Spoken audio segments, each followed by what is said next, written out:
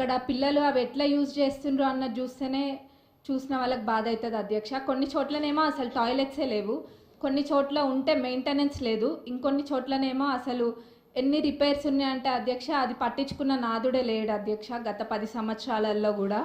మరి ఇదే కాకుండా అధ్యక్ష స్టాఫ్ ప్రాబ్లం కూడా చాలా ఉంది అధ్యక్ష. మరి ఇవన్నీ కూడా మరి గత 10 సంవత్సరాలు ఎడ్యుకేషన్ అంతా వెనకాల ఎందుకు వేసిండ్రో అర్థం కావట్లేదు అధ్యక్ష.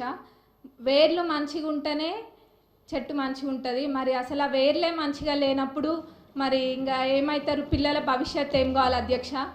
మరి గవర్నమెంట్ స్కూల్స్ ఒకప్పుడు ఎంత మంచిగా ఉంటుండే అధ్యక్ష, ఇప్పుడు ఆ గవర్నమెంట్ స్కూల్స్కి పంపించాలంటే ఎంత లేనోళ్ళు కూడా ఆలోచిస్తుండ్రు అధ్యక్ష. అంటే వాళ్ళకి ఆర్థికంగా ఎంత భారమైనా కానీ ప్రైవేట్ స్కూళ్ళకి పంపించుకుంటుండ్రు అధ్యక్ష, ఎందుకంటే అక్కడ పోతే ఎటువంటి వసతులు లేవు కాబట్టి. కానీ ఇప్పుడు అయితే అధ్యక్ష మన ప్రభుత్వం అధికారంలోకి వచ్చినాక ఈ విద్యారంగం అనేది క్రమంగా మెరుగుపడుతుంది. అట్లనే ఇంటిగ్రేటెడ్ స్కూల్స్ అనేది కూడా నియోజకవర్గానికి ఒక ఇంటిగ్రేటెడ్ స్కూల్ ఇస్తా అనడం కూడా ఎంతో సంతోషంగా ఉంది అధ్యక్ష. అది అందరు పిల్లలు కూడా సామాన్యులు కూడా అందరూ ఇంటర్నేషనల్ స్కూల్స్లలో చదువుకున్న విధంగా అక్కడ చదువుకుంటారు అధ్యక్ష. మరి ఆ విధంగానైనా ఈ విద్యారంగం అనేది కొంచెం మంచిగా అవుతుంది అధ్యక్ష.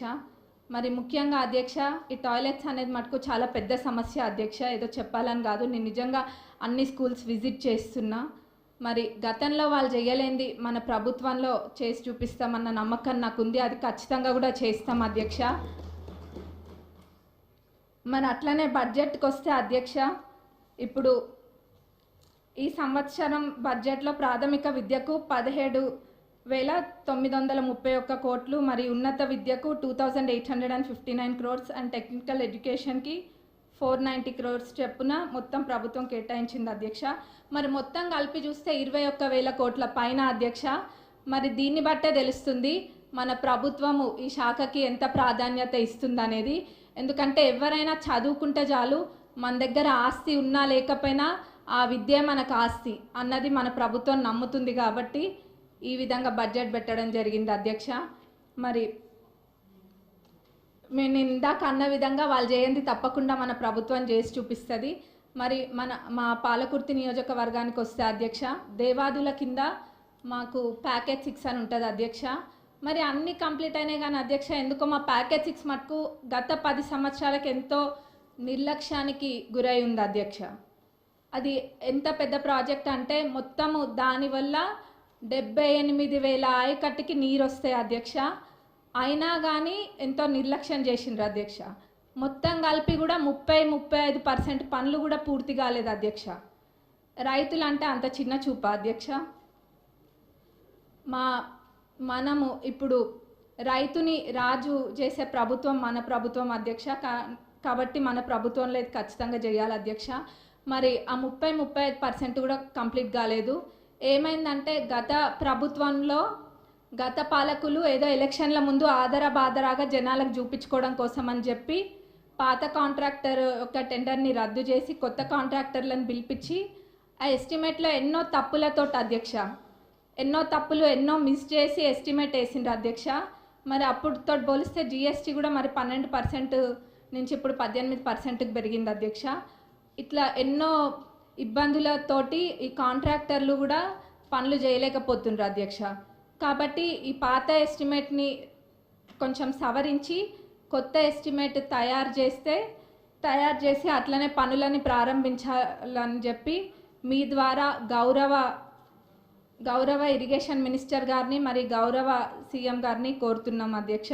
ఎందుకంటే చాలా పెద్ద ప్రాజెక్ట్ అధ్యక్ష, 78,000 ఎకరాలకి ఇది నీరు అందిస్తుంది కాబట్టి ఇది పెద్ద ప్రాజెక్ట్ అధ్యక్ష. దీన్ని మన ప్రభుత్వంలో పూర్తి చేసి చూపించాలి అధ్యక్ష మనము. మరి అట్లనే అధ్యక్ష కాలువలు అధ్యక్ష, కాలువలు కొన్ని చోట్ల అధ్యక్ష అన్నీ చాలా మటుకు కాలువలల్లో అన్ని చెట్లు మొలిచి ఉన్నాయి అధ్యక్ష.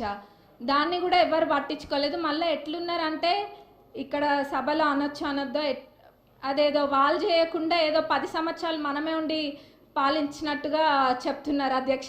ఏమైంది కాలువల్లో అవి ఉన్నాయి ఇవి ఉన్నాయి అని మరి నవ్వాలో ఏడవాలో తెలియదు అధ్యక్ష.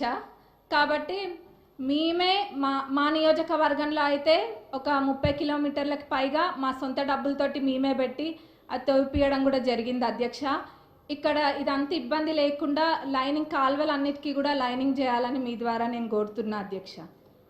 మరి అట్లనే అధ్యక్ష, చివరిగా రుణమాఫీ, ఆ రోజు అందరము ఇక్కడున్న శాసనసభ్యులం అందరం కూడా ఎంతో నమ్మకంతో చెప్పినాము. గతంలో రుణమాఫీ పూర్తి స్థాయిలో చేసింది కాంగ్రెస్ ప్రభుత్వమే, ఇప్పుడు చేయబోయేది కూడా కాంగ్రెస్ ప్రభుత్వమే అని. అది మాటలకి మాత్రమే అంకితం కాకుండా అధ్యక్ష, ఈరోజు అన్న విధంగా తప్పకుండా చేసి చూపిస్తుంది కాంగ్రెస్ ప్రభుత్వం అని చెప్పి ఈరోజు మనము చేయడం జరిగింది అధ్యక్ష. మరి ఇది అందరికీ, ప్రతి ఒక్క కాంగ్రెస్ కార్యకర్తకి, మరి ప్రతి ఒక్క రైతులకు కూడా ఇది గర్వించదగ్గ విషయం అధ్యక్ష.